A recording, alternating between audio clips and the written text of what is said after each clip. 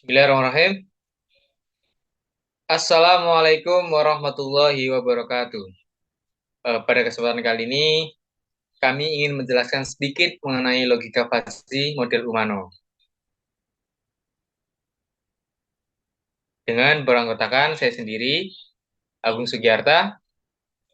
Saya Safira Dwi Anggraini. Saya Iwan Setiawan.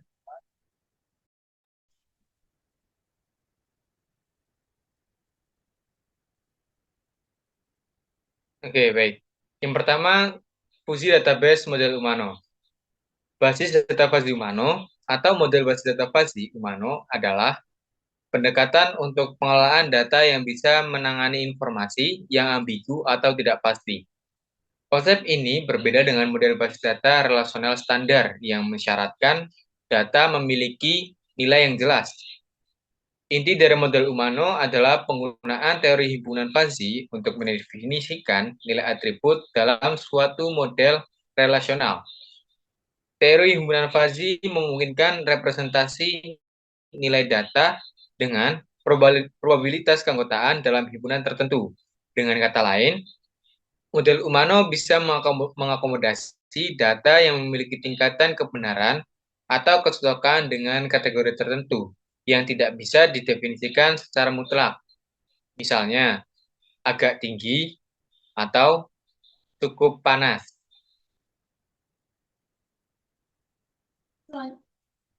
Selanjutnya yaitu ada fungsi database model Umano. Yang pertama yaitu menyimpan data yang tidak pasti atau ambigu. Fuzzy database dapat menyimpan data yang tidak pasti atau ambigu, seperti data yang subjektif atau kualitatif.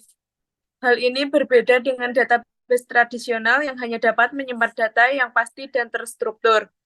Melakukan inferensi fuzzy. Fuzzy database dapat melakukan inferensi fuzzy, yang merupakan proses penarikan kesimpulan dari data fuzzy.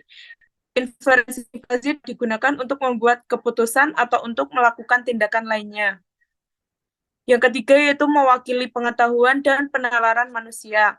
Fuzzy database dapat digunakan untuk mewakili pengetahuan dan penalaran manusia. Hal ini karena model Umano yang digunakan untuk membangun fuzzy database didasarkan pada cara manusia berpikir dan bernalar.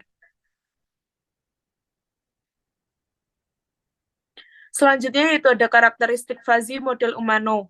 Yang pertama yaitu ketidakpastian. Fuzzy database dapat menangani data yang tidak pasti atau ambigu. Yang kedua yaitu kemampuan beradaptasi. Fuzzy database dapat beradaptasi dengan data baru dan informasi baru. Yang ketiga yaitu penalaran heuristik. Fuzzy database dapat menggunakan penalaran heuristik yang merupakan penalaran berdasarkan pengalaman dan aturan praktis. Yang keempat yaitu kemampuan menjelaskan. Fuzzy database dapat menjelaskan bagaimana kesimpulan ditarik dari data.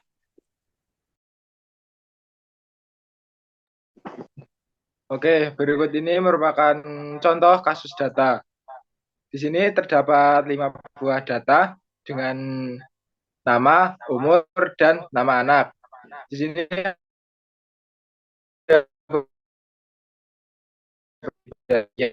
nama anak itu tidak terisi dan Doni pada nama anak itu tidak diketahui. Dan Sandra pada umur. Nah, pada rekod pertama tidak ada data yang ambigus. Ani berusia 35 tahun dan memiliki seorang anak bernama Fitri. Pada percobaan rekod kedua juga tidak ada data yang ambigus. Lia berusia 33 tahun dan belum mempunyai anak. Pada rekod ketiga, Doni tidak diketahui berapa umurnya, tapi dia masih muda. Umur Doni berekspresikan dengan distribusi probabilitas muda. Misalnya muda merupakan himpunan dengan distribusi probabilitas sebagai berikut. 0,3 bagi 15, atau 0,6 bagi 17, atau 0,8 bagi 22, atau 1 bagi 25, atau 0,8 bagi 30, atau 0,7 bagi 33, atau 0,6 bagi 35, dan 0,2 bagi 40. Doni memiliki anak, tapi kita tidak tahu siapa nama anaknya.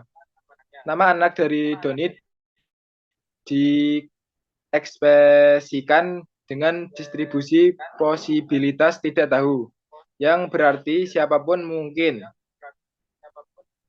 Nilai probabilitas sama dengan 1.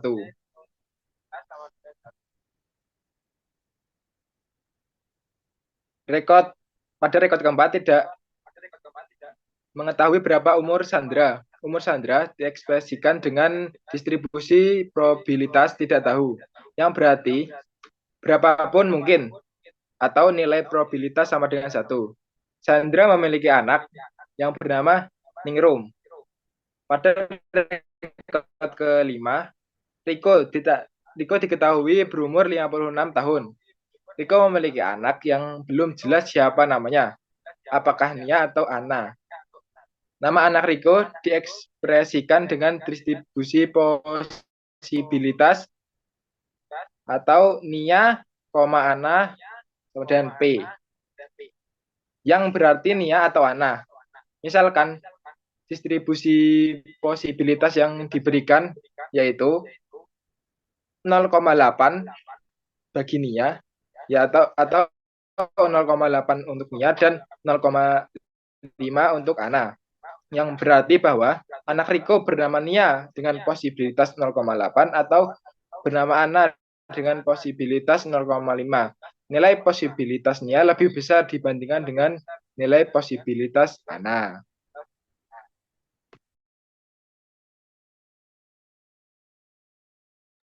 Pada rekod ke-6, umur Dian diketahui 50 tahun atau 51 tahun. Umur Dian diekspresikan dengan distribusi posibilitas 50,51P, yang berarti umurnya 50 atau 51. Misalkan distribusi posibilitas yang diberikan adalah 0,8 per 50 atau 0,4 per 51, yang berarti nilai posibilitas Dian 50 tahun adalah 0,8 dan nilai posibilitas Dian umur 51 tahun adalah 0,4. Nilai posibilitas 50 tahun lebih besar dibandingkan dengan nilai posibilitas 51 tahun. Kita tidak tahu apakah Dian memiliki anak atau tidak. Nama anak Dian diekspresikan dengan distribusi posibilitas undefinite, tidak jelas punya anak atau tidak, atau nilai posibilitas sama dengan 0. Oke. Jadi apabila ada suatu query, siapa saja karyawan yang usianya lebih dari 36 tahun dari target di atas, maka yang masuk dalam kategori ini adalah Sandra, Riko, dan Dian. Di mana Doni termasuk dalam kategori ini karena Doni masuk dalam kategori muda, di mana usianya adalah 40 tahun, yaitu lebih dari 36 tahun.